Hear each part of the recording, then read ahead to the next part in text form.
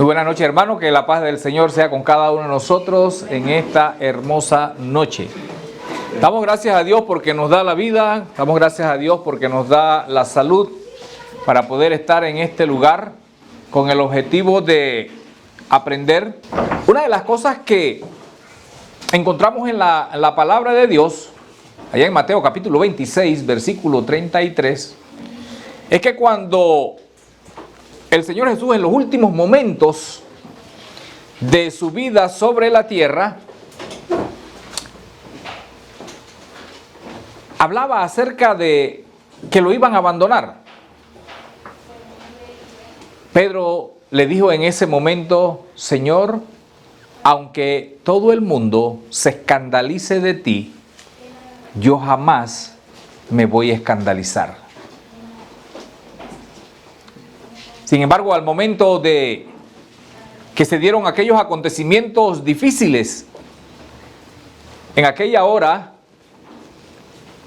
le abandonaron. Pedro dijo: no le conozco, no conozco al hombre. La Biblia nos habla a nosotros acerca de su palabra. La Biblia nos dice a nosotros, como es el caso de Romanos capítulo 1, versículo 16, donde utiliza una palabra similar: porque no me avergüenzo del evangelio, porque es poder de Dios. Lo que nos lleva inmediatamente a nuestra mente a tratar y a meditar acerca de lo que es el poder. Y en esta humanidad todo el mundo, en un momento dado, habla del poder. Si vemos en nuestra sociedad, y no hace mucho tiempo atrás, aproximadamente unos 100 días atrás, teníamos unas elecciones donde había hombres que querían acceder al poder, donde querían ser presidentes. Y la razón, porque es que en esa silla existe mucho poder. El hombre siempre le ha gustado todo lo que tiene que ver con el poder. Los grandes cambios que se han dado en la humanidad se han dado precisamente porque el hombre busca el poder. La Biblia nos habla a nosotros acerca del poder. Y por ejemplo, allá en el libro de Génesis, nos señala la Escritura que el primer poderoso en la tierra se llamaba Nimrod. El primer poderoso. Nosotros cuando tenemos una dificultad, buscamos a alguien que nos pueda ayudar, alguien que tenga el poder, alguien que pueda guiarnos, alguien que pueda defendernos. Nuestros hijos cuando se ven en dificultades, nos buscan a nosotros, porque considera que nosotros tenemos el poder para poder ayudarle. La Biblia nos habla de eso, y la Biblia nos habla de un poder. Romanos, en el capítulo 1, versículo 16, nos dice la Escritura que el Evangelio es el poder de Dios. Con ese pensamiento nosotros tenemos entonces que observar por qué la Biblia nos dice a nosotros que el Evangelio es el poder de Dios. El apóstol Pablo, cuando habla de eso en el versículo 16, dice: porque no me avergüenzo del evangelio. Cuando nosotros nos habla, o cuando la Biblia nos habla acerca del poder del evangelio, nos lleva inmediatamente a cada uno de nosotros a plantearnos algunas cosas importantes para nuestra vida. Y es lo que quiero en esta noche tratar. Hablaremos acerca de que la Biblia nos enseña que ese poder, que es el Evangelio, nos ayuda a entender cuál es la situación real de cada uno de nosotros y nos ayuda a diferenciar lo que es la verdad del error. También hablaremos acerca que ese poder nos ayuda a nosotros a cambiar nuestra vida. Ese poder que se llama Evangelio tiene el poder para cambiar nuestras acciones, nuestras vidas. También hablaremos que el Evangelio de Dios es poderoso porque nos ayuda a la salvación. Por medio de ese poder, nosotros obtenemos la salvación por medio de la fe. Y terminaremos hablando acerca que ese Evangelio es tan poderoso que alcanza a todos los hombres en todo lugar. Por lo tanto, siendo que esto es así, nosotros tenemos en todo momento que entender que el Evangelio es poder de Dios para salvarnos. Y tenemos que presentar, tenemos que pensar y tenemos que aplicar ese poder en cada uno de nuestras vidas. Dice el apóstol Pablo: no me avergüenzo del Evangelio porque es el poder de Dios. ¿Qué nos enseña la palabra de Dios? La palabra de Dios nos enseña que es algo poderoso. Y tanto es ese poder, es que de aquí viene la palabra dinamita. Esa palabra que nosotros encontramos en 1:16 y dice es el poder, de allí es donde viene la palabra dinamita, palabra que todos conocemos y que hace grandes desastres en el mundo, pero que el mundo la ve, la utiliza para hacer grandes daños. Pero nos dice la Escritura que el Evangelio es el poder. Y dice el apóstol Pablo en aquel momento que le escribía a los hermanos en Roma y le decía: no me avergüenzo del Evangelio. ¿Qué significa la palabra vergüenza? La palabra vergüenza nos lleva la idea de que nosotros nos sentimos incómodos cuando de una u otra manera nosotros se nos dice algo o se nos pone en ridículo, inmediatamente causa vergüenza en nosotros. No nos gusta quedar mal. No nos gusta que las personas se rían de nosotros. No nos gusta hacer cosas que posteriormente la gente lo tome de burla y somos avergonzados. El apóstol Pablo, cuando habla del Evangelio, utiliza esta palabra. Y el apóstol Pablo dice: porque no me avergüenzo del Evangelio. El apóstol Pedro, tal como habíamos dicho, dijo: Señor, aunque todo el mundo se escandalice, aunque todo el mundo se avergonzare, yo jamás me voy a avergonzar de ti. Pero ahora el apóstol Pablo, cuando habla del Evangelio, él dice: no me avergüenzo del Evangelio. La pregunta para nosotros es: ¿cómo llegó el apóstol Pablo a la comprensión, a decir y a entender que el Evangelio no era algo de vergüenza para él? En aquel entonces, cuando se predicaba la palabra de Dios, cuando los apóstoles iban caminando y predicando por el Evangelio por todos aquellos lugares, fueron momentos difíciles. Fueron momentos difíciles para ellos. Momentos en los cuales el Evangelio ciertamente era un tropezadero, como posteriormente se dijo. Para los griegos el Evangelio era un tropiezo. Para los griegos el Evangelio era una locura. Para los judíos tropezadero y para los griegos locura. El enarbolar, el creer lo que tiene que ver con la enseñanza de la palabra de Dios es un asunto realmente, o era un asunto realmente difícil. Difícil creer.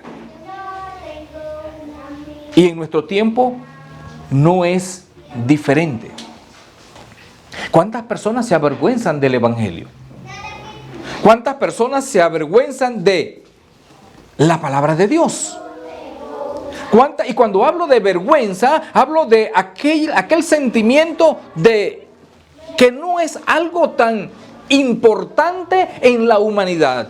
Y ese pensamiento que se da en la humanidad también llega a cada uno de nosotros. Consideramos importante muchas otras cosas. Consideramos importante aquellas cosas que nosotros podemos hacer y que producen probablemente dinero. Consideramos algo importante el poder visitar las entidades gubernamentales. Consideramos que es de suma importancia presentarse ante el presidente de la República. Consideramos que es de mucha importancia estar en la Asamblea Legislativa ante aquellas personas que detentan un poder físico. Pero ¿cuántos de nosotros creemos que es de suma importancia estar ante la presencia de Dios a través del Evangelio y a través de la iglesia del Señor? Aquí entonces nosotros empezamos a ver que todavía los seres humanos y muchos cristianos tenemos cierta dificultad por entender realmente lo que el apóstol Pablo decía en ese momento, como no me avergüenzo del Evangelio. Nuestro Señor Jesucristo dijo en una ocasión: donde están 2 o 3 reunidos, ahí está Él. ¿Pero lo hemos entendido? ¿Lo entienden? Cuando nosotros nos reunimos como iglesia, ya sea en los días de la semana o el domingo, ¿a quién vamos a adorar? ¿Ante quién estamos? ¿Ante un predicador? ¿O estamos, como dice la Biblia, adorando a nuestro Dios? Y nos dice la Escritura que la iglesia es el templo del Espíritu Santo. Cuando el pueblo de Israel caminaba en el desierto, se le había dado la oportunidad de hacer un tabernáculo. Y se le decía que en ese tabernáculo era la habitación de Dios. Y dice que bajaba una nube. Y ellos sabían que cuando esa nube bajaba y se posaba en ese tabernáculo, allí estaba Dios. Los sacerdotes, con mucho respeto y mucha obediencia a lo que había dicho Dios, no podían entrar a ese tabernáculo. Y aun cuando se estableció el templo, dice que solamente ellos podían entrar una sola vez a ese lugar. Era el templo de Dios. Estaba Dios. La Biblia nos habla entonces a nosotros que ese Dios a la cual nosotros estamos adorando es el Dios Todopoderoso. Amén. Cuando nosotros logramos entender quién es el Dios a quien nosotros hemos venido a adorar, entonces empezaremos a llegar a la misma conclusión que había llegado el apóstol Pablo cuando dice: no me avergüenzo del Evangelio. Y no se avergonzaba por una razón fundamental, hermanos. Es que el Evangelio es la palabra de Dios. No es cualquier palabra. No es cualquier hombre hablando acerca de cuestiones sociales o acerca de cuestiones que tienen que ver con la naturaleza humana, sino que es el mismo Dios hablándole al hombre.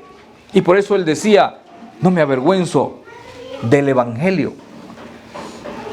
Esto nos lleva entonces a entender que el Evangelio es algo que nos abre nuestro entendimiento, que la palabra de Dios nos lleva a nosotros a entender claramente, como nos decía una joven en esta mañana: ahora entiendo claramente lo que a través de mucho tiempo no había podido entender.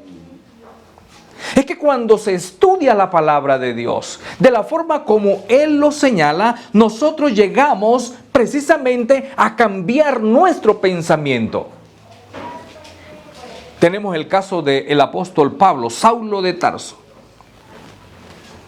¿Quién era Saulo de Tarso?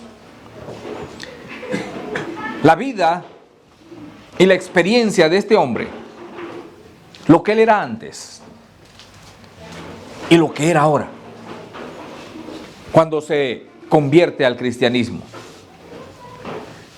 Él mismo lo señala cuando vamos allá al libro de los Filipenses. Y él decía a los filipenses, decía a la iglesia, aquellas cosas que lo llevaban a pensar de que era un hombre muy grande en aquella sociedad. Y él decía, circuncidado al 8º día. Estudió bajo los pies de uno de los mejores maestros de aquel entonces, Gamaliel. Él decía, soy un hebreo. Era un orgullo para Saulo de Tarso en aquella sociedad decir, hebreo de hebreo. Era un orgullo para Saulo de Tarso decir en aquel tiempo, en cuanto a la ley, soy un fariseo. Un hombre perseguidor, un hombre que tenía acceso al gobierno de aquel entonces y de que tenía un renombre a tal punto que él pedía carta para perseguir al cristianismo. Consideraba el cristianismo y todas aquellas personas que practicaban la doctrina de Cristo como personas que decían tener existencia. El odio que tenía el apóstol Pablo hacia los cristianos era tanto que los perseguía, y tal como se nos habla en el libro de los Hechos, capítulo 7, dice que Saulo también participó en la muerte de Esteban. Realmente el hombre tenía en su mente y en su corazón serias aprensiones con respecto al cristianismo. Pero mire qué extraño porque posteriormente él mismo le dice a los filipenses, cuántas cosas eran para mí ganancias, las estimo como pérdida. Eso es pérdida con tal de ganar a Cristo en mi corazón, de conocer a Cristo. ¿Cómo llegó el apóstol Pablo entonces a cambiar de esa manera de pensar a una totalmente, diametralmente opuesta? Algunas personas dicen lavado de cerebro. Cuando una persona actúa de esta manera, dice le lavaron el cerebro.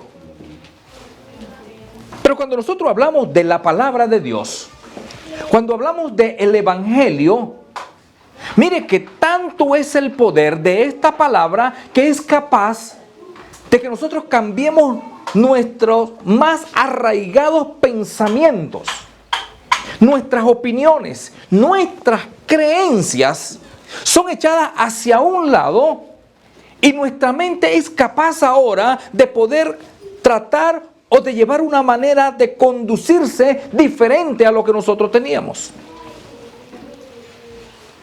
¿Por qué? Es la pregunta. Bueno, porque dice el apóstol Pablo, no me avergüenzo del Evangelio, porque lo que hizo que él no se avergonzara y pudiera observar y pudiera entender qué es el error de la verdad, no era otra cosa que la palabra de Dios que había clarificado en su mente y en su corazón lo que realmente él debería hacer. Entendiendo el apóstol Pablo esas dificultades que presentamos los seres humanos, cuando él escribe a los colosenses, el apóstol Pablo le dice a los colosenses, oro para que resplandezca la luz de su entendimiento. Es importante que nosotros hagamos eso. Porque cuando el hombre pecó, el hombre borró totalmente aquellas cosas que estaban nítidas en su mente y en su vida, como es el caso allá en el libro de Génesis, cuando Dios hizo al hombre y a la primera mujer. Una vez entrado el pecado, empieza realmente todas las cosas a ir en una dirección totalmente contradictoria. Ya no tenemos esa claridad. Ojalá tuviéramos la claridad del principio, pero el pecado ha ido llevando al hombre a tal punto que las prácticas, la vida, lo que nosotros entendemos y lo que nosotros pensamos en nuestro tiempo no es realmente lo que nos señala la palabra de Dios. Y lo único que puede ahora cambiar eso es cuando nosotros llegamos al Evangelio de nuestro Señor Jesucristo. Mire la importancia. Cuántas cosas usted no tenía y cuántas cosas usted no piensa con respecto a la doctrina de Cristo y a las prácticas. Y cuando nosotros abrimos la Biblia y se nos enseña, vemos que no es así. No es como nosotros lo pensábamos. Y por ejemplo, yo tengo muchos casos de cosas que pensaba acerca del cristianismo, pero cuando una vez se me predicó y se me enseñó, tuve que cambiar. Y tuve que cambiar porque precisamente la palabra de Dios aclara nuestra mente. Hablando con un hermano de la carne, le predicaba el evangelio y él me decía: yo no entiendo, yo no creo, me decía, yo no creo que cada vez que usted va a comer usted tiene que orar. Si Dios sabe que ese es un alimento y con una vez que usted ore estaría bien. Pero mire el pensamiento de él. También me decía: yo no creo que para ser un buen cristiano usted todos los domingos tiene que estar en la iglesia. Yo no creo que eso sea correcto. Para ser un buen cristiano, no necesariamente tenemos que, porque hay domingos que usted tiene que hacer esto, tiene que hacer lo otro. Pero mire el pensamiento. Y quizás éramos del mismo pensamiento. Pensamos que hay cosas más importantes en nuestra vida, pero cuando hablamos, cuando se nos enseña, cuando abrimos la palabra de Dios y nos dice la palabra de Dios cuál es la forma que se conduce el cristiano, entendemos entonces que ese pensamiento era incorrecto. Y dice, por ejemplo, el escritor de la epístola a los Hebreos: no dejando de congregarnos como algunos tienen por costumbre, sino exhortándonos, y tanto más cuando veis que aquel día se acerca.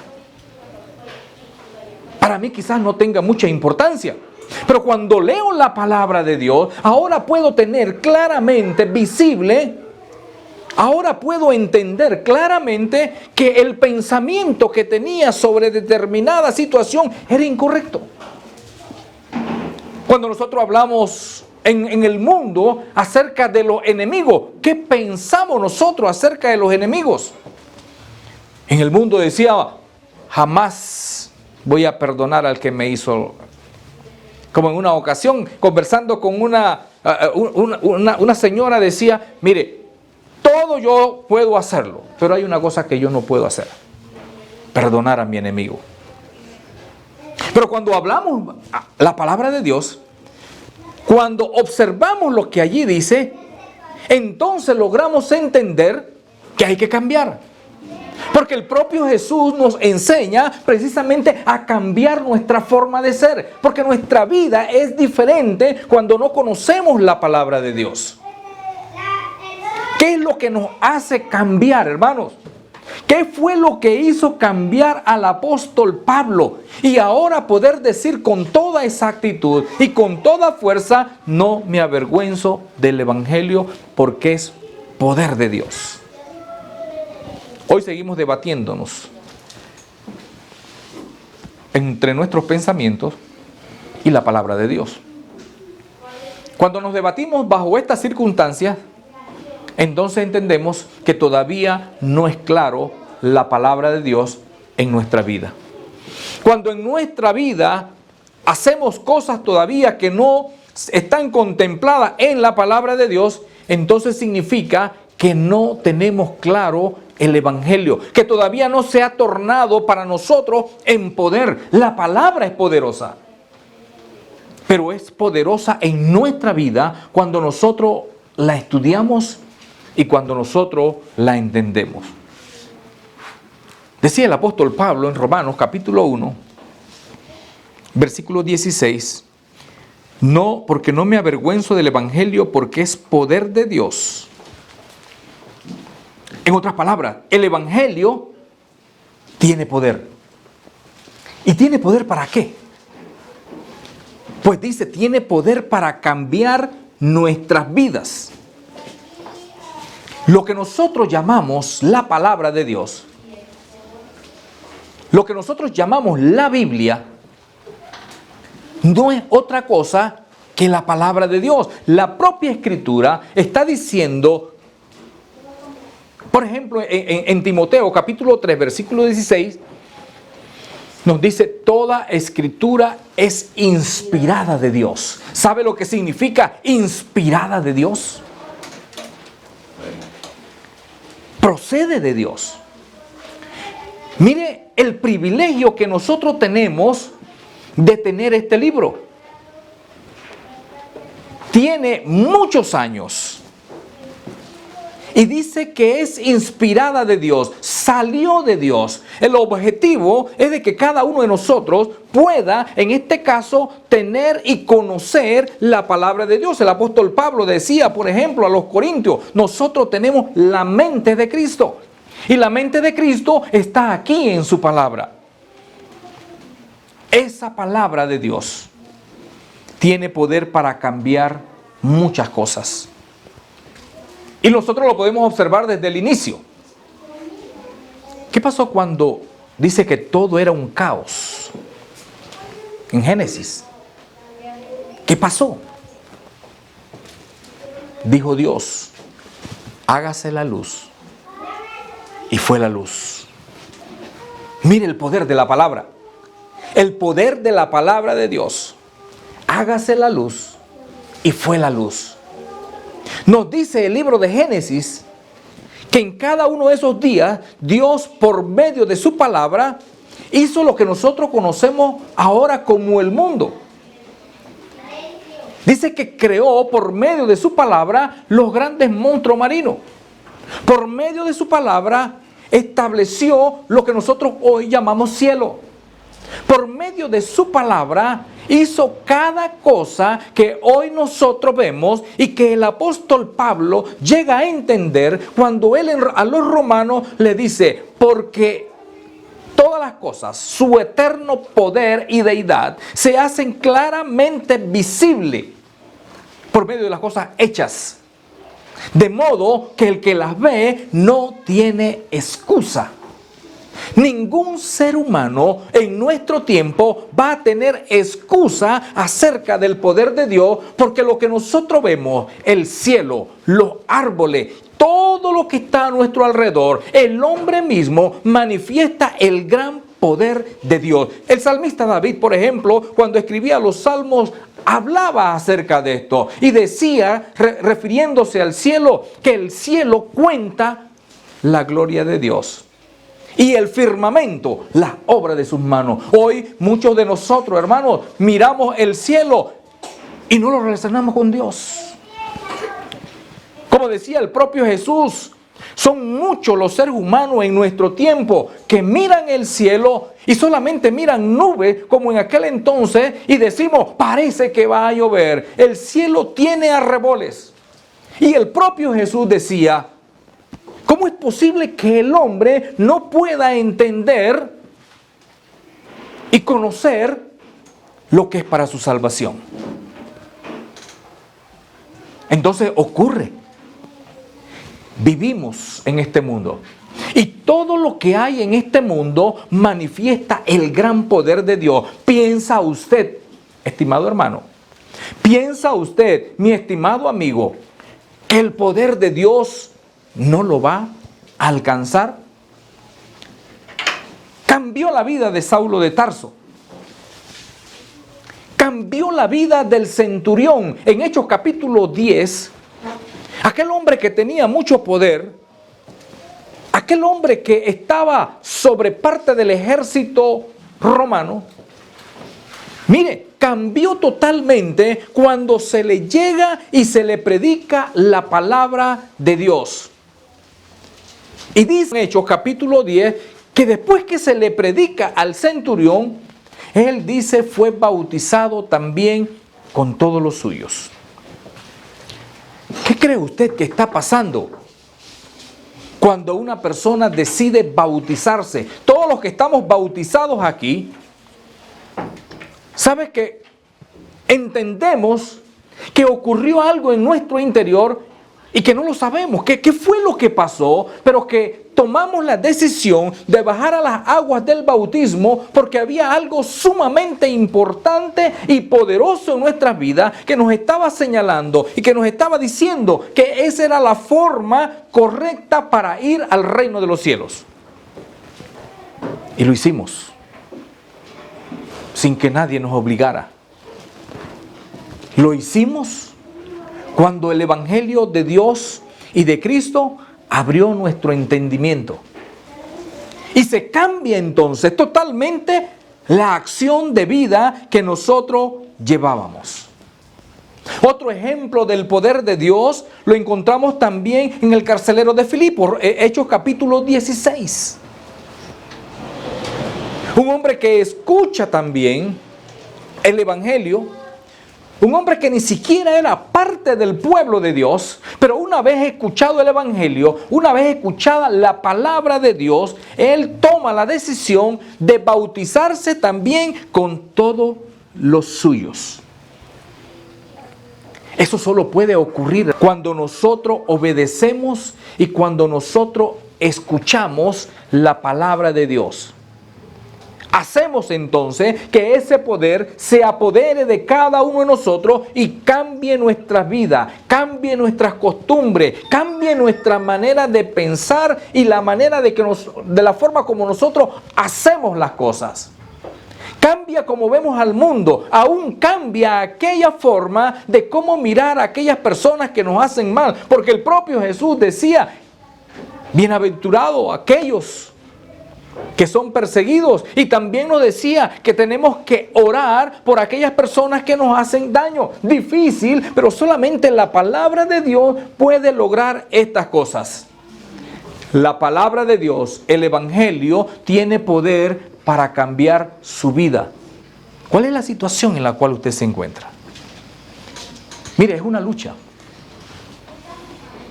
Para el ser humano es una lucha. Porque cuando nosotros entramos en nuestros cuartos, cuando nosotros empezamos a pensar las cosas que somos, cuando nosotros empezamos a pensar aquellas cosas que nosotros hacemos y que sabemos que es incorrecto, la palabra de Dios está trabajando en cada uno de nosotros y nos está diciendo que existe la posibilidad, si nosotros le damos cabida a ello, de que nuestra vida cambie totalmente para vida eterna. Lo que nosotros podemos hacer, si nosotros dejamos que la palabra de Dios penetre en nuestro corazón, es tan poderosa que puede cambiar nuestras vidas a una situación tan increíble, hermanos, que mire, es capaz de llevarlo a usted hasta la misma eternidad. Estamos hablando de una vida más allá de esta vida material que nosotros llevamos. Esta vida material que nosotros llevamos, esta vida física que nosotros llevamos, se ve tan impactada por las cosas que están a nuestro alrededor. Se ve tan impactada por aquellas cosas que nos producen dolor, que nos afectan. Se ve tan impactada por la enfermedad. Cuando Jesús estuvo sobre esta tierra, dice que una de las cosas que hacía era precisamente ayudar a los enfermos. Y todo el mundo buscaba a Jesús por una razón, porque Él tenía poder de sanar a los enfermos. Incluso tenía poder para poder levantar aún a los muertos de su tumba. El Evangelio no es otra cosa que la vida, muerte y resurrección de nuestro Señor Jesucristo. Y la Biblia nos enseña que esto era lo que Él hacía en realidad. Yo no sé si ustedes recordarán Lázaro y su familia, María Marta, Lázaro, amigos de Jesús. Como a todo el mundo, todos tenemos que morir, hermano.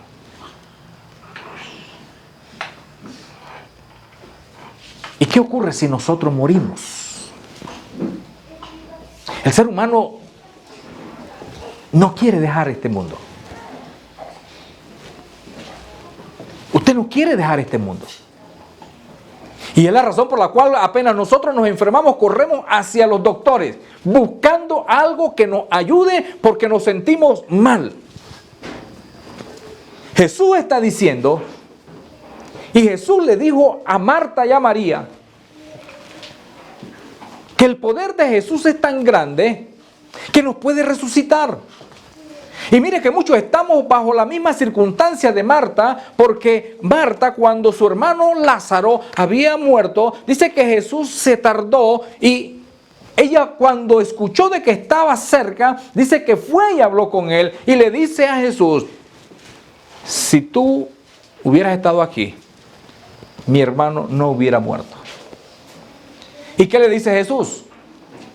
Marta, Marta, ¿no te he dicho que si crees verás la gloria de Dios? ¿Sabe qué fue lo que le dijo Marta? Sí, Señor, yo sé allá en el último día veremos la gloria de Dios. Pero Jesús dice, no, yo no me estoy refiriendo allá, al final. Y mire que muchos de nosotros tenemos esa misma dificultad. Nacemos, trabajamos, practicamos lo que tenemos que practicar, hacemos muchas cosas y decimos, sí, yo sé que allá en el final, allá en el último día. Pero Jesús le dijo a Marta, tu hermano resucitará. Y ese mismo día, hermano, ese mismo día, Lázaro resucitó. Y dice que había mucha gente. Y posteriormente la propia Escritura nos habla de que el hombre que había sido resucitado, eso fue en público. Eso fue una realidad. La Biblia nos dice que las personas conocían a Lázaro. Y posteriormente nos dice que se hablaba de aquel que había resucitado. Mire el poder de Dios. Mire el poder de nuestro Señor Jesucristo, capaz de levantar a los muertos. Amén. ¿Puede usted tener esa misma oportunidad? Yes. Es lo que buscamos. Yo no sé, hermano y amigo, en dónde está su fe. Pero Jesús le dijo en aquel momento a Marta, a María y a Lázaro. A Lázaro le dijo, Lázaro, ven fuera. Igual como Dios dijo en el principio, hágase la luz, esa misma palabra poderosa dijo en ese momento, Lázaro, ven fuera. Y Lázaro salió de su sepulcro después de 4 días de muerto, hermano. Lázaro salió de su sepulcro. No entendemos entonces cómo la humanidad escucha estas palabras, lee estas palabras y no las cree.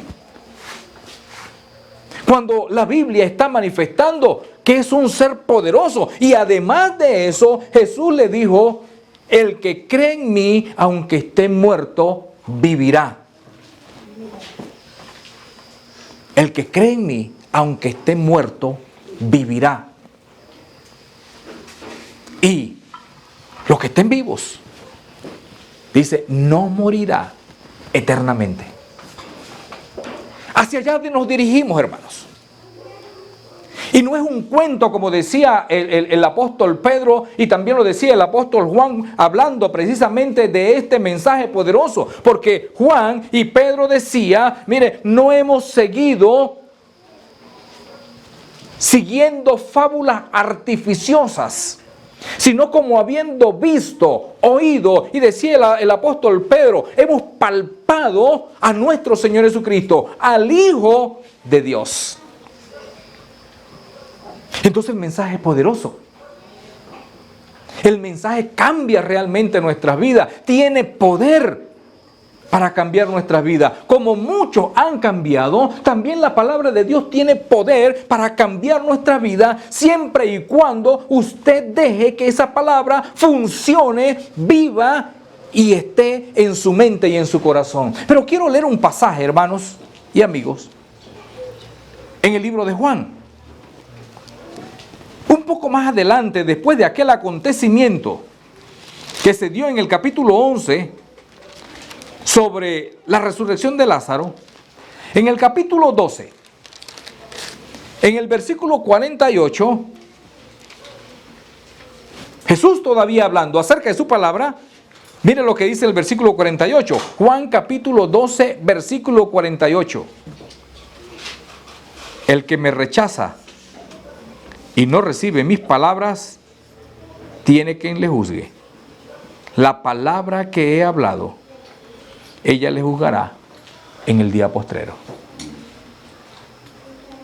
Tenemos una advertencia. El mismo que tiene poder para levantar muertos. El mismo que tiene poder para sanar enfermos. El mismo que tiene poder para llevarlo a usted a la eternidad. Ese mismo nos está diciendo a cada uno de nosotros: el que me rechace y no reciba mis palabras, tiene quien le juzgue. La palabra que he hablado, ella le juzgará en el día postrero. Entonces la palabra de Dios, la Biblia, el Evangelio, nos presenta las dos caras de la moneda. Siempre ha sido así, hermano. Desde la antigüedad, Dios siempre nos ha dado las dos opciones. O me obedeces y vas a la vida eterna, pero si me rechaza, dice, vendrá la condenación y todo aquello que nosotros no queremos. Cuando el pueblo de Israel salió allá de Egipto, ¿qué fue lo que se le dijo allá estando en el desierto cuando se le leyó la ley de Dios? Si ustedes me siguen, tendrán muchas cosas y serás bienaventurado y tendrán alimento. Y el pueblo dijo, amén. Pero también dijo Dios, pero si ustedes no cumplen con mi palabra, ustedes recibirán maldición hasta la tercera y cuarta generación. Y el pueblo dijo, amén. La Biblia nos dice, aquí pongo delante de ustedes la vida y la muerte. Escoge a quién servir. La palabra de Dios tiene poder para cambiar nuestras vidas. Amén. La palabra de Dios, hermanos, tal como dice el apóstol Pablo en Romanos capítulo 1, en el versículo 16, porque no me avergüenzo del Evangelio, porque es poder de Dios por fe. Y cuando habla de la fe, está hablando de aquello que nosotros necesitamos poner en nuestra vida. ¿Qué es la fe? El escritor de la epístola a los Hebreos en el capítulo 11 nos dice a nosotros qué es la fe. ¿Qué es la fe? Decía entonces el escritor, es pues la fe, la certeza de lo que se espera, la convicción de lo que no se ve. Es allí uno de nuestros grandes problemas, es allí una de nuestras grandes dificultades. Creemos en lo que vemos. Y en lo que no vemos, entonces no lo creemos o tenemos duda de aquellas cosas. La Biblia es clara cuando nos dice a nosotros que nuestro Señor Jesucristo vendrá. ¿Sabe usted cuándo va a venir? La propia Biblia, aquellos ángeles que se le presentaron a los discípulos, le dijeron allá en Hechos capítulo 1, versículo 11, así como lo habéis visto ir, así mismo vendrá. Dice que los discípulos vieron a Jesús que se elevaba del suelo. Se elevaba al momento de ir hacia la eternidad, hacia el cielo, hacia el Padre. Y dice que lo vieron alzarse hasta que una nube le ocultó. Y estando ellos mirando hacia el cielo, por aquel lugar que había desaparecido, se le aparecen estos ángeles y le dice, varones, ¿qué estáis mirando? De la misma manera que lo habéis visto ir, de esa misma manera vendrá. No lo sabemos cuándo ha de venir, hermanos. Pero yo pregunto, ¿puede Jesús venir en esta noche? ¿Lo creemos realmente? ¿Qué ocurre en nuestra mente? Bueno, es que ya estamos tan acostumbrados que pasan las noches y no viene. Nuestra mente nos está diciendo, sí, es posible, pero no va a venir. Eso es lo que ocurre en nosotros. Y es la razón por la cual entonces nosotros no hacemos la voluntad de Dios. ¿Tiene usted planes para mañana? ¿Sabe qué significa eso, hermano? Que ya nosotros determinamos en nuestra mente que Él no va a venir esta noche. Por eso ya hicimos planes. Porque ¿qué ocurriría, hermanos y amigos? ¿Qué ocurriría si usted supiera, estuviera convencido de que Él va a venir esta noche?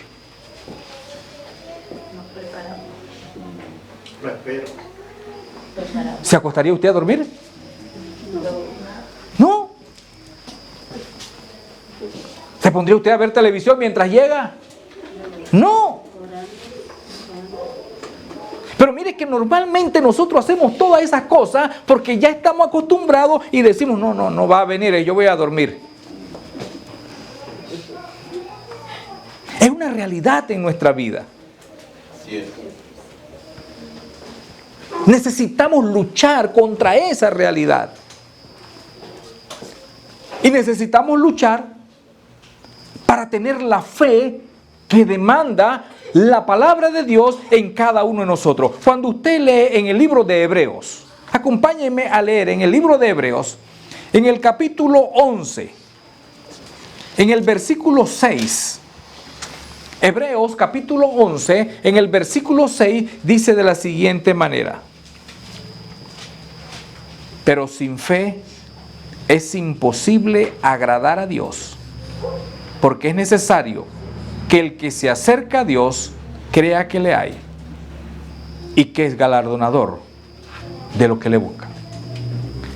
Pero mire que me llama mucho la atención este pasaje. ¿Y sabe por qué me llama la atención este pasaje? Porque primeramente nos dice a nosotros que para agradar a Dios yo necesito tener fe. ¿Y qué es la fe? Tal como hemos dicho en hebreo, certeza de lo que se espera, convicción de lo que no se ve. Significa que yo estoy convencido totalmente de las cosas que Él me dice que yo debo hacer. Y que estoy convencido que aunque no he visto a Dios, Él está aquí con nosotros. Y que aunque realmente no ha llegado, yo sé que va a llegar en cualquier momento y que puede llegar también en este momento. Y si Él llega en este momento, yo debo estar preparado para ir con Él. Pero ¿cuántas personas, hermanos, en esta noche no están preparadas para irse con Jesús? Muchas personas no están preparadas, aunque saben que están mal, aunque saben que están en pecado, no están preparadas para irse, pero se acuestan a dormir sin ninguna dificultad porque piensan que mañana será un nuevo día. Fe. Falta de fe. Falta de convicción. Pero no solamente eso. Dice que sin fe es imposible agradar a Dios. Y dice que es necesario, ¿qué cosa? Es necesario que el que se acerca a Dios crea que le hay. ¿Realmente creemos que Dios existe, hermano?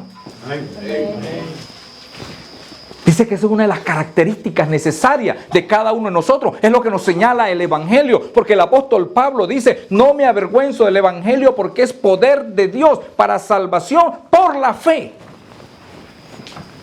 Necesito entender, necesito saber que Él existe. Pero todo este cúmulo de cuestiones materiales me llevan a mí a no tener fe, sino a poner mi mente en las cosas puramente terrenales, en las cosas puramente materiales, en ver lo que nuestros ojos están acostumbrados a ver lo que es la materia, a ver las personas, pero pensamos poco en Dios. Y dice la palabra de Dios que el que se acerca a Él es necesario que crea que existe, que está en todas partes, que está a nuestro lado, que está a nuestro alrededor, que está en este cúmulo de cosas que están a nuestro alrededor. Pero también dice, es necesario que entendamos que Dios es galardonador de los que le buscan. ¿Cuántos buscamos realmente a Dios, hermano? Pregúntese.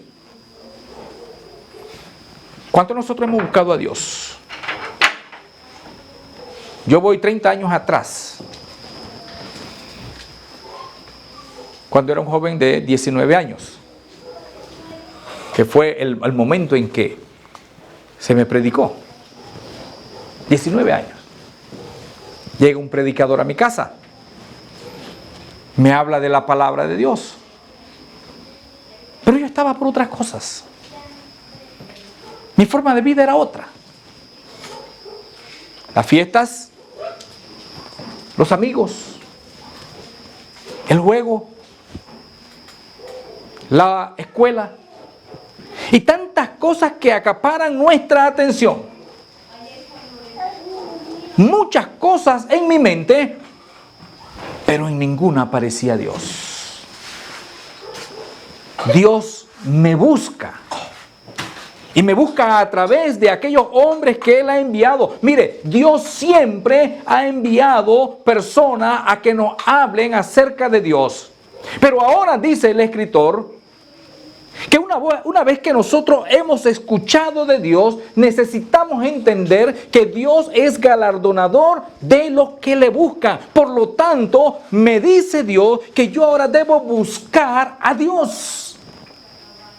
Porque Él ya dio el primer paso para cada uno de nosotros. Alguien tocó nuestra puerta, alguien nos leyó un versículo, alguien nos hizo leer la Biblia, alguien nos dio un consejo de la vida espiritual. Y una vez enmarcada esta situación en nuestra vida, nos dice el escritor que ahora yo tengo que entender que Dios es galardonador de los que le buscan. Por lo tanto, debo buscarle. Ansiosamente debo buscar la palabra de Dios. Y allí tenemos otra de las grandes dificultades de nosotros los seres humanos. ¿Qué tan difícil es para nosotros, hermano, buscar la palabra de Dios? Porque no hemos entendido que el Evangelio es poder de Dios para salvación por medio de la fe. Y sin fe es imposible agradar a Dios. La Biblia nos dice, hermanos y amigos, que el Evangelio es para todos. Hechos capítulo 17, versículo 30. Pero Dios, habiendo pasado por alto los tiempos de esta ignorancia, ahora manda a todos los hombres en todo lugar que se arrepientan. Eso es lo que nos dice Dios. Todos los hombres. ¿Está usted allí? Dice la palabra de Dios. Todos los hombres. En todo lugar. Significa que también en esta localidad. La iglesia está en esta localidad precisamente tratando de llevar a muchas personas a encontrarse con Dios y a lograr la vida eterna. Necesitamos entonces, por todos los medios, buscar a Dios, proceder al arrepentimiento. El apóstol Pedro decía, por ejemplo, a aquellos hermanos del Asia Menor, Dios no quiere que ninguno perezca, sino que todos los hombres procedan al arrepentimiento. Eso lo hace a través del Evangelio de nuestro Señor Jesucristo. El poder de la palabra busca precisamente que todos los hombres procedan al arrepentimiento, y si el hombre procede al arrepentimiento, entonces el poder de Dios se verá reflejado en cada persona, porque usted también irá a la vida eterna y gozará de toda la eternidad y estará con Jesús, porque Jesús decía antes de irse: voy pues a preparar morada para vosotros. Y Jesús decía: si allá no hubiera ninguna morada. Cuando usted levanta sus ojos y ve el cielo, si usted está acostumbrado solamente a ver nubes, Jesús decía: voy al Padre. El apóstol Pablo decía que el Padre está en el tercer cielo. Así que los discípulos, cuando vieron que Jesús ascendió, dice que ascendió a los cielos. Aquellos ángeles dijeron: así como lo habéis visto ir, así mismo vendrá. Todo ojo le verá. ¿Dónde? De los cielos. Y Jesús dijo: me voy pues a preparar morada para vosotros. Si no hubiera morada, yo le hubiera dicho que no hay nada. Y si no hay nada, entonces, hermano, ¿qué hacemos aquí sentados si no hay nada? Pero Jesús dijo: sí hay moradas, y voy a prepararlas. Y vendré otra vez. Y los voy a venir a buscar. Y los tomaré a mí mismo. Porque es necesario que donde yo estoy, vosotros también estéis. El destino de los seres humanos, el destino de los hijos de Dios, no es esta tierra, hermano. Nuestro destino, nuestro más alto destino, es estar al lado de Dios en la eternidad. Recuerde que nosotros hemos sido hechos a imagen y semejanza de Dios. Y todo aquel que ha sido hecho a imagen y semejanza de Dios, su fin es vivir en la eternidad al lado de Dios. No nos aferremos entonces a esta vida. No vivamos como si esto fuera lo único que realmente existiera para cada uno de nosotros. Porque cuando nosotros pensamos así, rebajamos el propósito de Dios en nuestra vida.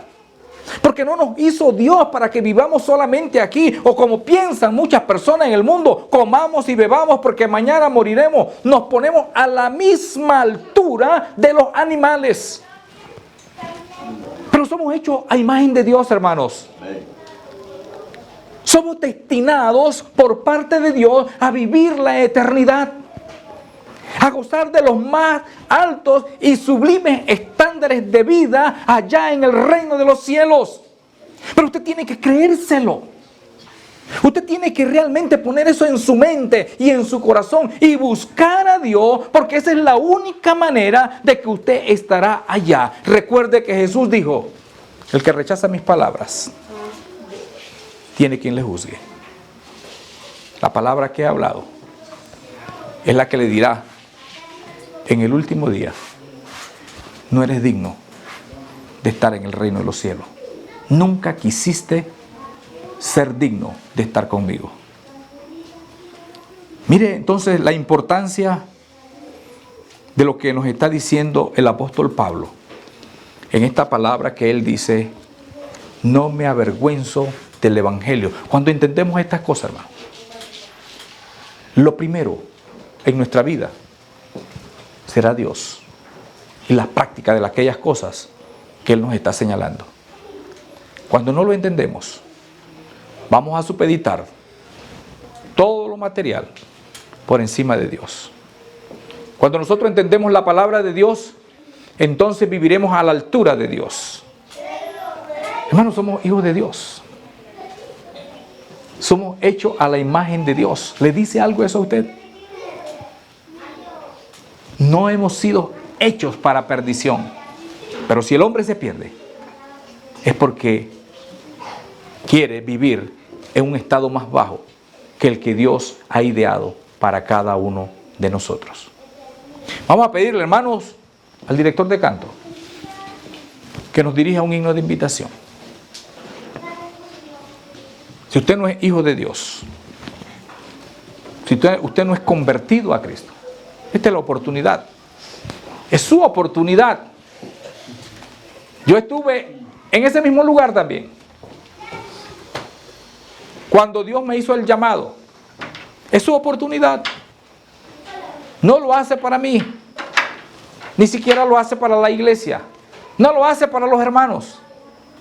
Lo hace porque es el llamado de Dios. Dios no quiere que usted perezca. Pero si usted quiere perecer, esa es su disposición. Pero Dios tiene mejores cosas para cada uno de nosotros.